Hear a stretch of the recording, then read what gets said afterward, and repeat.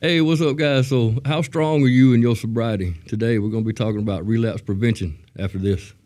Welcome to the 4 Mics, 13 Teeth, 1 Ankle Monitor podcast, a podcast about addiction recovery made by addicts for anyone battling addiction.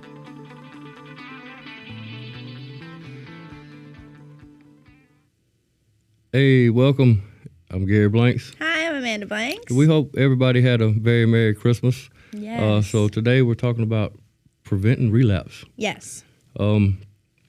Actually, relapse, there's more than just one definition to a relapse. It depends on what kind of situation you're in. Yeah, and what Right. what the factors are, and what you're relapsing into. Right. So to find out, we have the definition of relapse.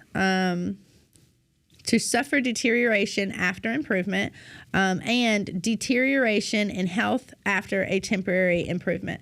So what that means is just you've gone a period of time in recovery or sober, and you lapse back into what you were doing before. Right. So, and there's multiple factors in relapse. So there's multiple factors in our relapse. Get your mic right. Get it right. They're so complicated.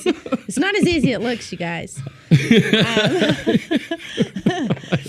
So Stressing me out. Here we go. I know. Okay, so relapse can be influenced by multiple Right. factors. It's Right. not just one thing that's going to cause you to relapse. There are multiple things that can play into you relapsing. Right. We're gonna First touch off, on there's some. there is a relapse, but there's also called a lapse. Yeah. And when you lapse, it's just like you fall off, you slip one time, and you use or you go drink, and you're like, yeah, no, this I already see, because you're in a healthy state of mind. Yeah. Because you've improved your lifestyle, and now something might have happened, and something come up, and you might have used one time, but if you turn around immediately and go right back to where you was going, to improvement and working on yourself again, that's just a lapse. Mm-hmm. But a relapse is something when you turn the other way and you go dive straight back into what you used to do. You go all the way back into it Right. for an extended period of Right, time. and not That's even- what a relapse is. Right, and not even try to get back out of it. Yeah, which I never even knew that there was a difference, like whether you use just one time and you turn right back to being sober, or whether you use for months or a year. Right. I didn't realize there was a different, terminology Right, for I it. didn't either. Well, I didn't know that what relapse really was. Yeah. Because, I'm going on 6 years, but I haven't, I've come close to relapse or lapsing, Yeah. but I haven't relapsed. Yeah. Thank you, Jesus. Yeah, well, yeah, exactly. Right. But in order to prevent those things, you have to know what it is. Right. You got to do your Right. research. Well, there's a few key things that, kind of play into someone relapsing, and we're going to touch on a few of those. Right. So what's the number one factor of a relapse? Well, one of the factors is one of the your factors. stress. Stress. Stressing. Right. That's one of the main things that cause people to relapse, is because they're stressed out. You're stressed out about work. You're stressed out about your home life. You're stressed out because your husband has a new job and he's never home anymore. Right. So And now then when you got to he's feed the home, dogs. He's so tired. So you don't get You're any stressed attention out. anymore. Well, and we let stress run us sometimes. Yeah. But you can do it without even realizing that you're Right. doing it. Like, you don't intentionally, I'm going to stress out and I'm going to let this just, take over my everything, take over every aspect of my life Right, until okay. you're already there. All right. So now I'm stressing. So what do I do though? What do you mean? I'm stressed out about a situation. like, how do you What's prevent happening? Yeah. So there's a bunch of different ways that you can prevent it. You can call somebody, talk to somebody. your support team. You can call your friends, Right. obviously, people who are going to help you stay sober and encourage you to stay sober, not somebody who's going to, help you give in to those urges when you're stressed out. That's not a friend. I'm going to tell y'all straight Right. up. A friend is not going to egg you on or support you in a lapse or a relapse, they're not gonna tell you, well, it's okay if you just do it once, just one time, let the tension go, and you'll feel better. Yeah, because if that's me, you tell me it's okay, then I'm already justifying in my head. Yeah, I'm already justifying it. I don't need you to help me justify it. Right. You need somebody who's gonna tell you that's not a good idea. You should not do that, and here's why you should not do that, and give you reasons as to why you should not do that. Triggers is a big thing. It is. For me, I didn't know what a trigger was too. You know what I'm saying? I'm slow anyway, so I'm slow in this recovery game too. Okay. It took almost a year before I realized what my first trigger, what was my first trigger. Yeah. And it was actually, I was working on the roof, setting up some trusses, and the guy I was working with had a meth pipe, and it fell out of his pocket and hit my boot. Yeah. I didn't just see it. That's one of my favorite stories. It actually, tink, it hit, tink, tink, trying to it get fell back off to my you. boot. I was like, are you serious, dude? You know what I was going through. You know what I'm saying? And I actually didn't work for the next 2 days. Yeah, because it triggered me so hard. It messed me up so hard that I went to 2 meetings. The next 2 days, I actually got caught 4 meetings in 2 days. Yeah. Because of it. And it really makes you start thinking, is this the best place for me to be working? Because that's a big thing, in your recovery, and you have to be aware of your surroundings. You have to take into consideration your people, your places, and your things, and you have to evaluate those. Triggers are, they're inevitable. You're gonna run into triggers. You're gonna have triggers, and some triggers might trigger a craving for something, right? And so there's, in the beginning of recovery, you're going to have cravings. I'm going to have the taste for it. I'm going to have the, well, this is what I used to do when I go fishing. Yeah. You know what I'm saying? Yeah, this is my routine to do something. But, in the beginning, there are some short-term ways of curing subduing your cravings, which are, you can use some medicines. You can look them up. There's different types of medicines, that you can use for different types of cravings. Yeah. But like I said, again, these are short term. Yeah. For a long term. It's not a long term fix. Well, one of the things that you can do, to help in the long term is self-evaluation. Right. You have to evaluate yourself. You have to take a mental inventory, a personal inventory. Right. And because that's something that a lot of people don't understand. Right. When you get into addiction, it literally changes the chemical wiring in your brain. Well, we've been wired, our brain has been rewired in a certain way for over the last 20 years because of the lifestyle that we've been living. Yeah, however you've been living. And it takes up to about a year before you actually get clear thinking again. But that's because you have to literally go in and rewire every single thing. So for me, everything. I need a little more understanding of the rewiring. Okay, it's like, am I taking out my people, places, and things? Is that my rewiring? It's part of it. Okay. It's part of it. It's one of the steps. You have to evaluate and do a personal inventory of your people, your places, your things, your mental state, your emotional state, your physical state. You have to take an inventory of your friends. Well, about everything. Every aspect of your life, you now have to evaluate and decide whether or not it's going to be good or whether or not it's bad. Whether or not it's going to push you towards recovery and staying sober, or whether or not it's going to, ultimately cause you to relapse or go back into your addiction. I called it last night, get to know yourself. You have been a stranger in your own mind and your body for so long. During your addiction, you have no idea who you are. Right. And also, when you're getting into addiction, into recovery, you're giving up a piece of yourself. You are literally giving up a piece of your identity. And that can be really hard and it can be really scary. But letting go of old places, old things, if I've let go of the people, places, and things, then what am I doing? And then that's where we've talked before. Sometimes boredom can set in. Yes, and boredom, that's not good in sobriety. Being bored, someone I knew, that was the main reason that they went back to drugs, because they had so much time on their hands now. Right. Because you're not using all your time going to find your drugs, going and hanging out with people. and that's, to me, that's being the mindful of yourself. Yes, you have to find take out yourself who you into are. consideration. You got to, well, and I mean, and it's not just a one-time thing. You have to do it constantly. Right. Once you start doing it, and once you have a grasp on, okay, how do I feel mentally right now in this moment, at this very moment? Right. How do I feel emotionally? How do I feel physically? What can I do to change though?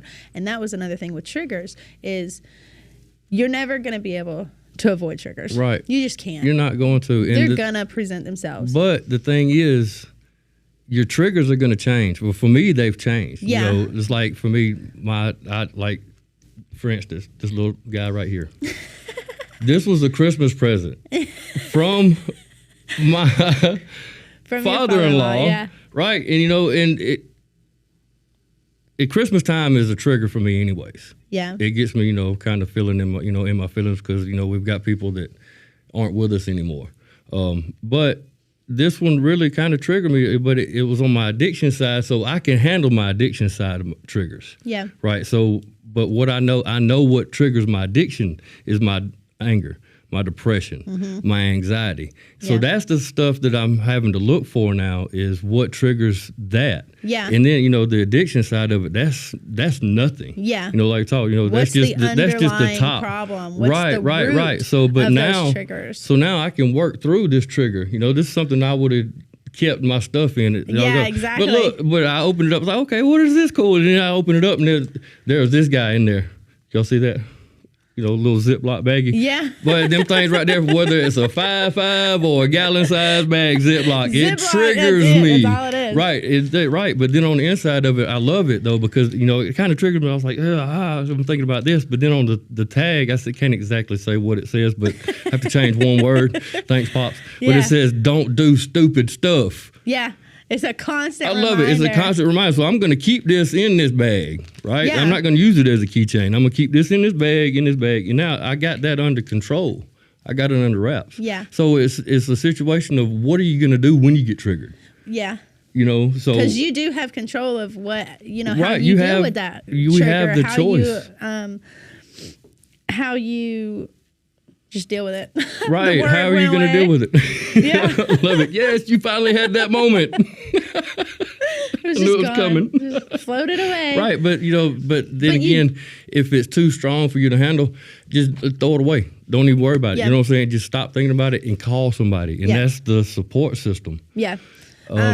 One of the things with triggers, though, is there are a lot of triggers that you do have control over. Like, obviously, Right. if you're in sobriety, don't go hang back out at the drug house where don't hang out with the same people. Don't go to the same exact places. Don't do Right. anything. Again, triggers, they're going to present themselves. There's no way around that. Right. But controlling the triggers that you do have control over, Right. do I it. actually, you have to actually put the work in, or and you you're might not have to gonna- drive you're a not few gonna extra help. miles to go around that block, right? It is what it is, though. Within the first year of me coming into recovery, I was working up towards Meriwether, up around Luthersville and Grantville, where a lot of stuff come from. For Yeah. me, is where I would go to at least once a week. Yeah. And we was building a house up in Meriwether, and it was like not even 500 yards away from the driveway where I would used to have to go to get whatever I would get. Yeah. Well, I would go 10 miles around just so I wouldn't have I would have to drive by that road to get to the house we was building. Yeah. And so for me, I would go actually around 10 Well, miles you did out what of you the had way. to do. Right, Because whatever it took. You know yourself. You Right. know what you can handle. Right. And you know what you can't. Don't test those boundaries if you don't have to. Right. And if you do Play it safe. Right. Don't be brave and try to be the hero of your own story. Well, I can do it. I can handle it. I'm strong. That's that pride that gets in your way. And it's going to make you fall. Like you're Yes, going to fall right on yes. your butt, and nobody's going to be laughing because Right. you wanted to push yourself. Right. And don't do it by yourself. You can't do it. If you have to go, to a certain situation or a certain part, or go talk to somebody that is going to trigger you, take somebody with you. somebody with Make you. sure that you're not going alone. Yeah, somebody that you trust, somebody that's going to hold you accountable, and someone that has your well-being as their best interest. Right. And that's your support system. You can call them, you can talk to them, you can reach out anytime anything arises that kind of, puts you in a tizzy and even if you write it down, if you notice something has triggered you, write it down and work through it that way. Yeah. And that way, That it kind of helps it keep track of where you're at. And then you can actually write out your own prevention plan. Yeah. What am I going to do in this situation? Or who am I going to call? Or, it might be 2:00 in the morning. So who do you have in your support system that you can call at 2:00 in the morning? Yeah. We'll answer the phone. Oh, yeah. You know what I'm saying? So y'all call us. Call CR. Hit somebody up. You know what I'm saying? One of them numbers, I promise you, is going to pick up.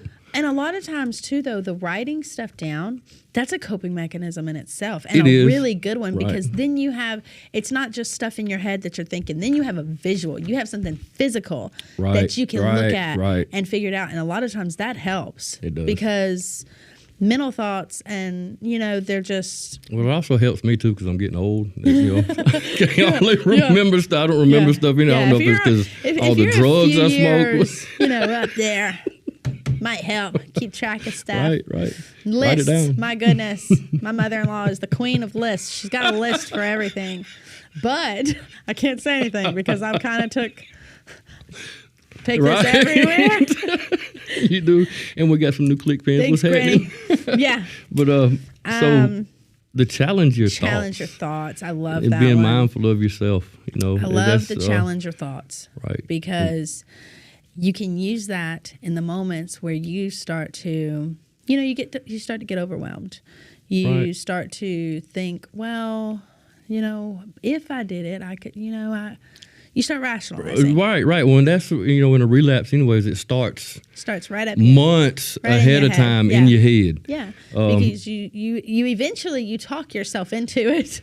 Right. I mean, but the challenge your thoughts, it's the same as what was that tool? The pause. No, the 3 Ps. Yeah, the 3 Pause, Ps. pray, and proceed. Yeah, it's all it is you take in a minute to what I wrote down was when you rationalize challenge those thoughts.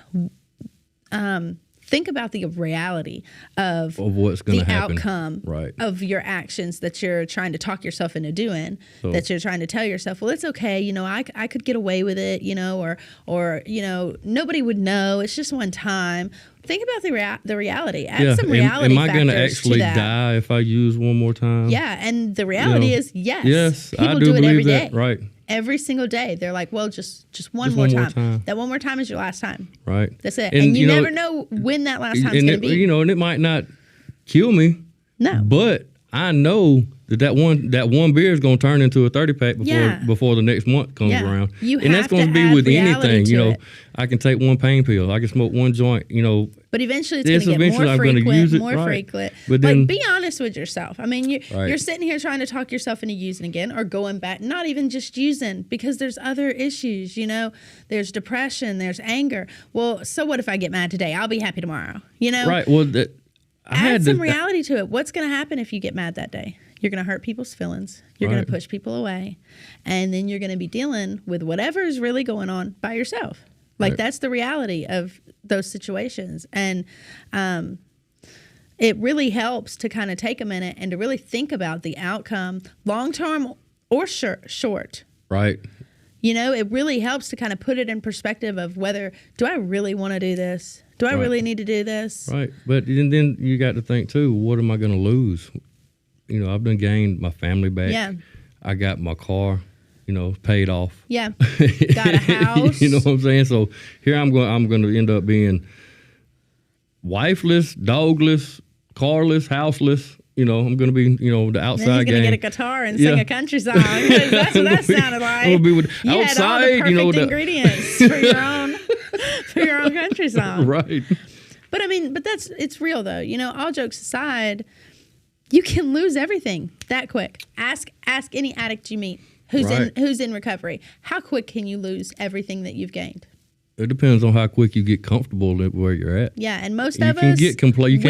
Right back to where we were before, right? Because we're comfortable there. We've lived there for years. Right. We know this place. Right. A lot of times we don't even take no time. We go and a kick lot off of our times, shoes and a lot we're of there. times it's we don't try new things because we're scared of the outcome. We don't know the outcome. Yeah. If I use, I know the outcome. Yeah, exactly. All right, you know what I'm saying? I'm not worried about it. You know, I've dealt with the police before. Yeah. You know, so what's it matter? You know what I'm saying? I've been in shackles and chains. Yeah. You know, so I'm used to them. I'm comfortable to them. It don't matter if you put them on me or not. So what? You got me in big boy timeout.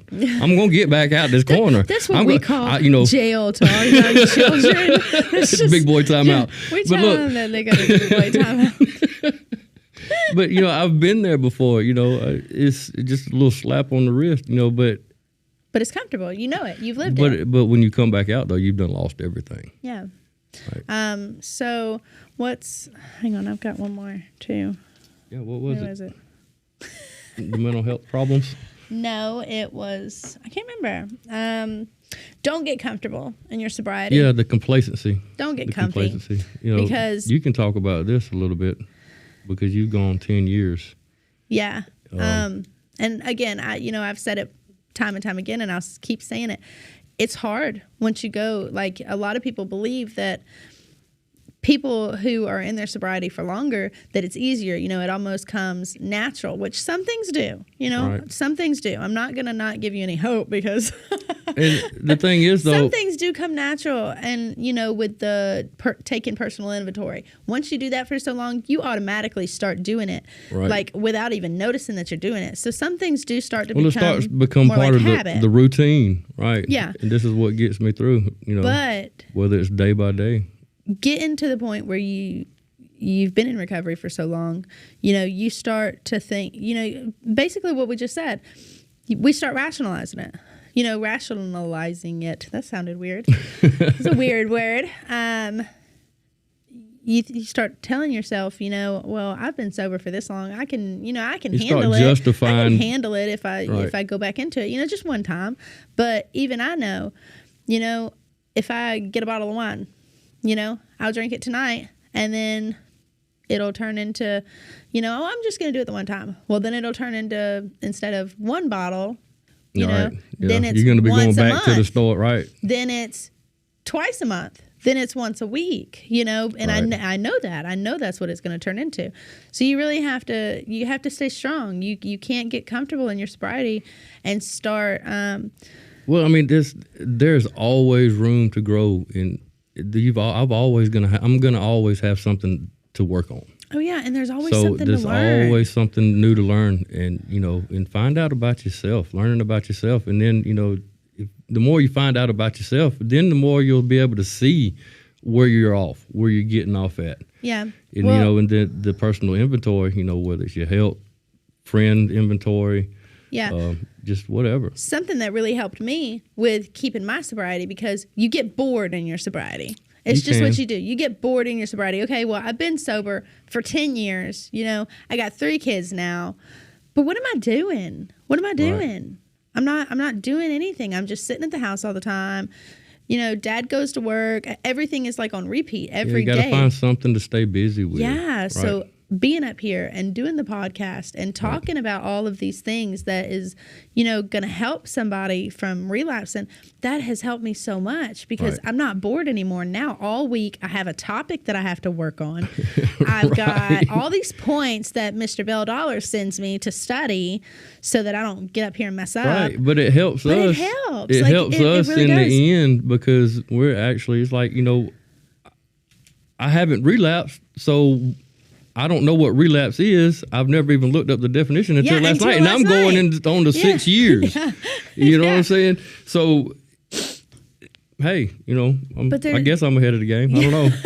Told you I'm slow. But it's just knowing that we're doing something that in the long run is not only helping somebody out there who's watching one of these videos, it is helping me, and I'm learning so much about myself that I didn't even know.